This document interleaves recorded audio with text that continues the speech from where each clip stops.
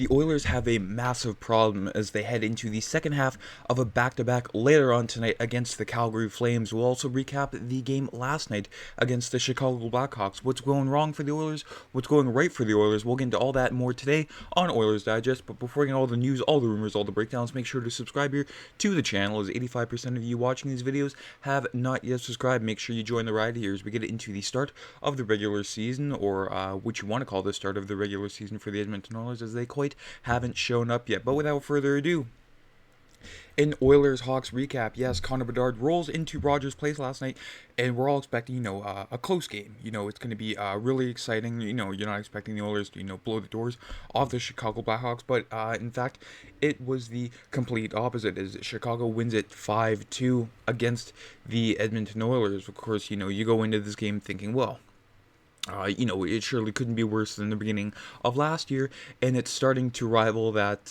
not by much, though. As you can see by the scoring summary, Philip Kurashev makes it 1-0 Blackhawks in the first period, assisted by former Oiler Taylor Hall. Corey Perry finally gets the Oilers' first goal of the season, and Jeff Skinner also gets his first point as an Oiler, with Matisse Ekholm getting the secondary assist on that goal, and then Seth Jones gets a squeaker past Calvin Pickard on the power play, making it 2-1 Hawks, and then Connor Bedard doing Connor Bedard things as he enters the zone with his signature sneaky, suspicious wrist shot and gets it past Calvin Pickard, and Teuvo Teravainen gets 2 goals for the Blackhawks to make it 5-2 Hawks, and then Leon Draisaitl on the power play, assist by Connor McDavid, getting his first point of the season in Ryan Nugent-Hopkins. So wasn't exactly, a monumental night for the Edmonton Oilers, except for one Oiler who did reach a milestone. But as you can see here by the advanced stats here, 38 shots on goal compared to Chicago's 20.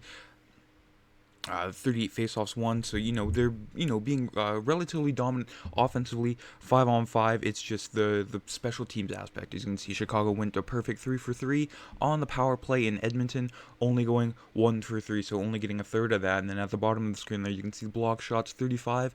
It was the same thing on Wednesday night against the Winnipeg Jets, where block shots were a factor when it comes to frustrating the Edmonton Oilers. Of course, both teams just getting in the way of everything Edmonton was trying to put on net there.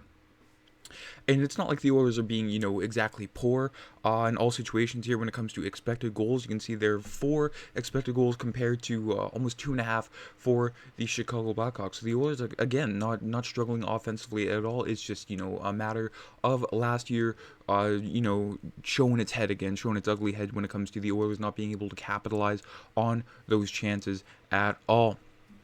When it comes to the player stat cards, of course, Corey Perry getting his first goal of the season for the Oilers. He had a really strong game, as well as the rest of the fourth line there, Vasily Podkolzin and Derek Ryan, and it was a case of the bottom 6, again, being the best performers out there, while the top 6, mind you, except the second line, the Skinner, Draisaitl, Arvidsson line, starting to show some real chemistry. And you might see that later on tonight against the Calgary Flames, but, it's just the whole team just trying to do the simple thing, and that's what they haven't been doing the last 2 games. It's just been gripping the stick too hard and just making things a little more difficult for themselves. Of course, Ty Emberson and Brett Kulak not having the strongest of games. Ty Emberson, bit of a rude awakening here as he comes into the Edmonton blue line, and, not exactly performing to what some Oiler fans are expecting him to do. Of course, his underlying stats in analytics in San Jose were phenomenal, and I think most Oiler fans, kind of put the expectations a little too high for Emberson, and it's starting to come crashing down. But, it's still a very young season, and again, when it comes to expected goals percentage, you can see there the entire Oiler roster is above 50%, and only 2 Blackhawks are above 50%, with Joey Anderson and Ilya Mikheyev. So the whole team, offensively, just to drive that point home, they are not struggling offensively. It's just a matter of luck being in their way. There was a post that Leon Draisaitl hit. There were multiple flubbed plays last night that the Oilers should have capitalized on, but they did not.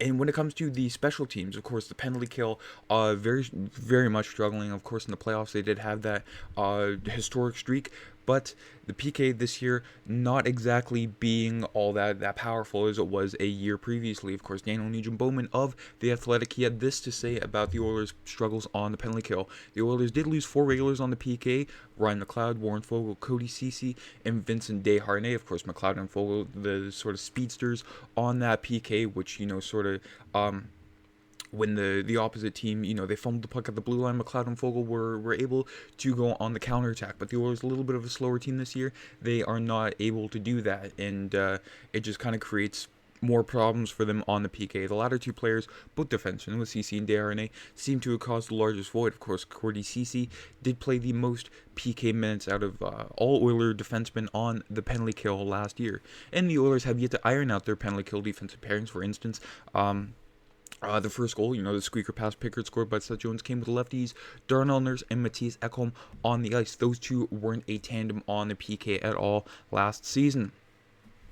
And of course, on the PK, there's also goalie issues. After 2 games, Stuart Skinner, 1 shot, 1 goal against on the PK against the Winnipeg Jets, and then Calvin Pickard, 4 shots against on the penalty, or not exactly on the penalty kill, but just in general, goals against, 4 goals against. So, you need some goaltending. Of course, it's not all on the goaltenders. Some is on the defense, but when you need a save, you're kind of expecting one. It shouldn't be as, just do your job, when it comes to goaltending. And I'm a huge Stuart Skinner defender. I will defend him until the cows come home. But, the first game, he might have ironed out his problems before tonight's game against the Calgary Flames. We have yet to see, but when it comes to the Oilers goaltending, there is a massive problem, and it may need some forceful things to fix it. And then Corey Perry, his thoughts after the game, he's very short and sweet with his thoughts. He said, it's a new season, there's new guys left. It is not the same team. We have to figure out how we want to play in the style we want to play. This is not the recipe. And of course, that's not the recipe. Most guys, walking into the dressing room don't hope to go down 0-2 after the first 2 games, especially at home. I mean, what better way to start the season than, 4-game homestand at home at Rogers Place in front of your fans, but, it is the same old as we see from the Oilers to start the season, just slow start after slow start, and who knows what will happen tonight against the Calgary Flames. Of course, I'm, very optimistic. I mean, it's Calgary. Who doesn't want to be Calgary? But, going 0-3 potentially tonight